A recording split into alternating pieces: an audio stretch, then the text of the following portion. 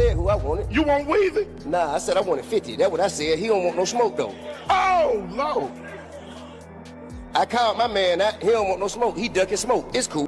What happens when two kings refuse to bow? What happens when pride is louder than platinum plaques? When ego weighs more than Grammy gold? When 20 years of tension finally finds a microphone? This isn't just a rap beef. This is legacy versus legacy. North versus South. Street credibility versus courtroom receipts. Trolling versus testimony. And in 2026, it exploded again. The feud between 50 Cent and T.I. has never truly died. It has simmered under the surface for 2 decades, through prison sentences, platinum albums, documentaries, scandals, and silent subliminals. But in February 2026, it reignited in a way the culture could not ignore. One challenge. One word. Smoke. And from there, it was war all over again. Today, we're breaking down the full story. The call-out, the receipts, the snitching accusations, the history, the psychology, the strategy, and what this all means for hip-hop's legacy. Because this isn't just entertainment. This is power. This is perception. This is survival in a culture that never forgets. Let's get into it. The CLUT that shook hip-hop. February 6th, 2026. T.I. sits on the Nightcap Podcast with Shannon Sharpe and Chad Ochocinco Johnson. Millions are watching. The clip is already primed to go viral. The conversation turns to Verzuz battles. Sharpe asks the obvious question. If you could battle anybody, who you want? T.I. doesn't hesitate.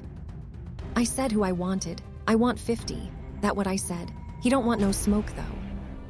That line, that wasn't casual. That was calculated.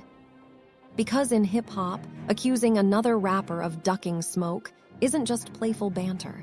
It's questioning courage. It's questioning competitive spirit. It's questioning identity. And T.I. knew exactly what he was doing. He wasn't calling out Lil Wayne. He wasn't calling out Jeezy. He wasn't calling out Gucci. He wanted 50 Cent. The ultimate New York versus South showdown. The cultural clash fans debated for over 15 years. T.I. represents Southern trap royalty, trap music, urban legend, paper trail. He helped architect the modern Southern sound before Atlanta became the dominant force in hip-hop. 50 Cent represents early 2000s New York dominance. Get rich or die tryin'. The massacre, bulletproof mythology, club anthems, street anthems, crossover hits. This wasn't just a battle proposal. It was a collision of eras. And T.I. framed it perfectly. He ducking smoke. That's the line that traveled. Within hours, social media exploded. Is 50 scared? Would T.I. wash him? Does 50 even need Verzuz? Is this promo for T.I.'s final album? Because here's the part people missed. Timing is everything. T.I. had just announced his final album, Kill the King. He was rolling out his farewell tour. He was pushing the single, Let Him Know. He needed headlines. And nothing generates headlines faster than calling out 50 Cent. T.I. is many things. One thing he is not, stupid. He understood something critical. Even if 50 declines. Even if 50 trolls. Even if 50 attacks. The culture would talk. And when the culture talks, streams rise. So yes, it was competitive. But it was also strategic. Why this matchup matters. Let's be honest. A T.I. versus 50 Verzuz would break the internet. Imagine it. Many Men versus Rubber Band Man. Indie Club versus Whatever You Like. 21 Questions versus Live Your Life. Patiently Waiting versus What You Know. The catalog comparison alone is a debate. But deeper than music, this battle symbolizes something bigger. Regional respect. For years, New York artists held the crown of real hip-hop. Southern artists were dismissed as less lyrical, less authentic, less pure. T.I. represents the South's resistance to that narrative. 50 represents New York's dominance era. So when T.I. said he wanted 50, he wasn't just asking for a performance battle. He was asking for historical validation. And that's where ego enters the room. Because 50 Cent doesn't do things that elevate other people. If there's no upside for him, he won't move. And that's exactly what happened next. 50 Cent's response, psychological warfare. If you know 50 Cent, you knew what was coming. He doesn't argue. He doesn't debate. He weaponizes. Within 24 hours, 50 posted 2 clips that changed the narrative instantly. First clip, T.I.'s 2010 Crimestoppers PSA. The commercial shows T.I. encouraging citizens to report crimes anonymously. Now in any other world, that's community service. In hip-hop, that's dangerous optics. 50 captioned it. I know Atlanta pick and choose who they support, but y'all gotta do better. Keep my name out your mouth. And just like that, the word started circulating. Snitch. But 50 wasn't finished. He posted courtroom footage from 2008, showing T.I. testifying in the murder trial of the man who killed his best friend, Philante Johnson. T.I. describing telling a 5-year-old girl her father was dead. 50 captioned it. No Verzuz, let's do the stay away challenge. That was brutal. Because 50 didn't answer the battle challenge. He redirected it. He reframed it. He turned it from music into character. That's his specialty. See, 50 understands something about public perception. You don't have to prove someone is guilty. You just have to make people question them. By resurfacing those clips, 50 accomplished 3 things. He avoided accepting the Verzuz.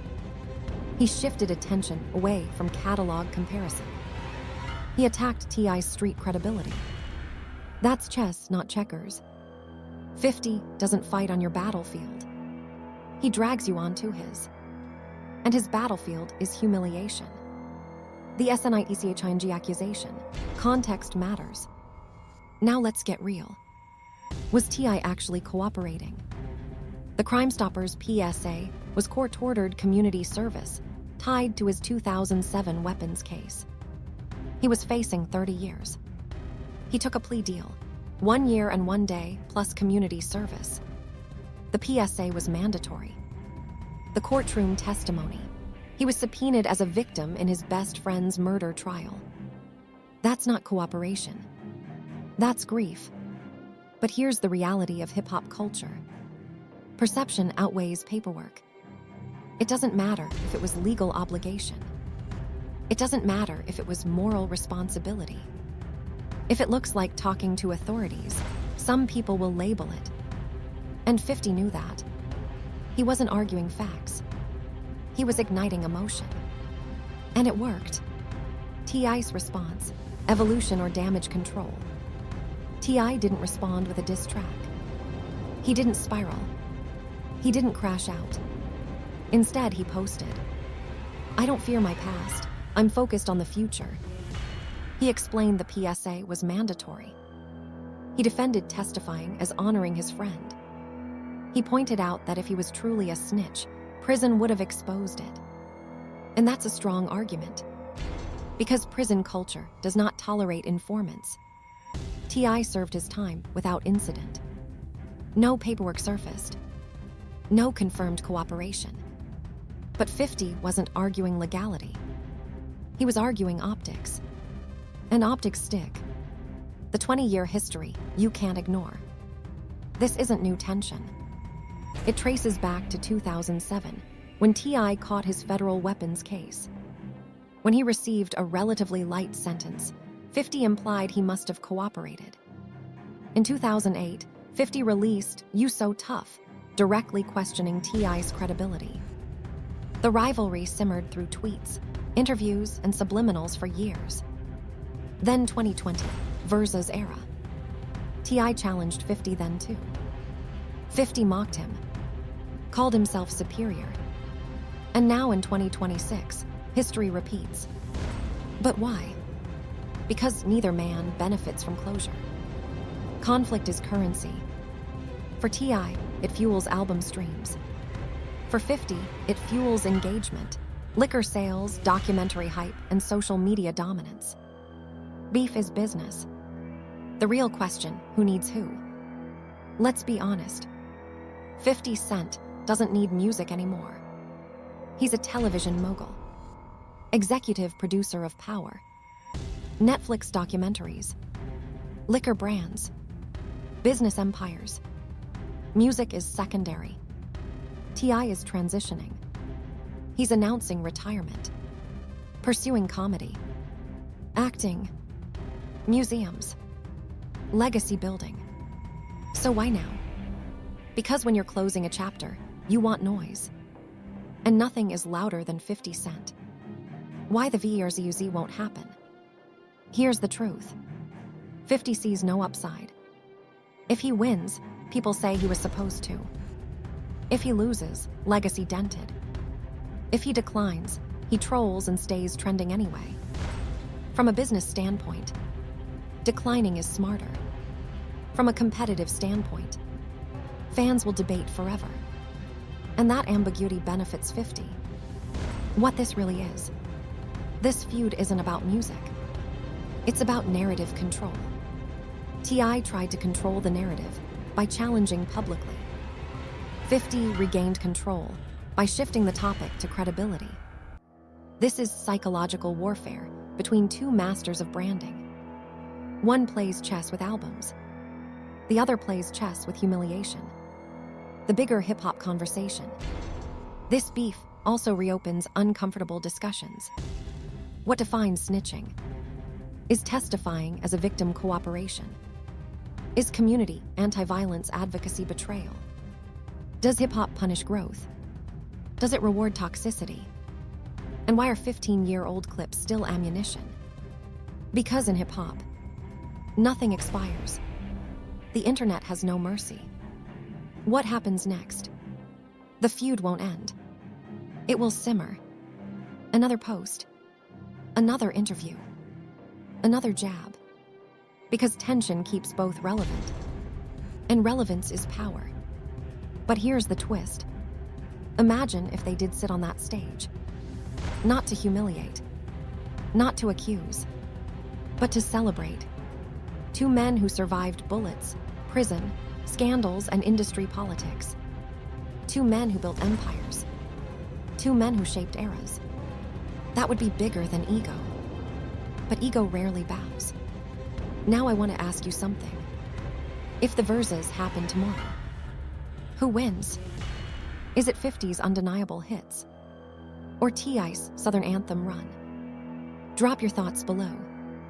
And if you want more deep dives like this, into hip-hop's biggest rivalries, hidden histories, and power plays, make sure you subscribe, turn on notifications, and stay locked in.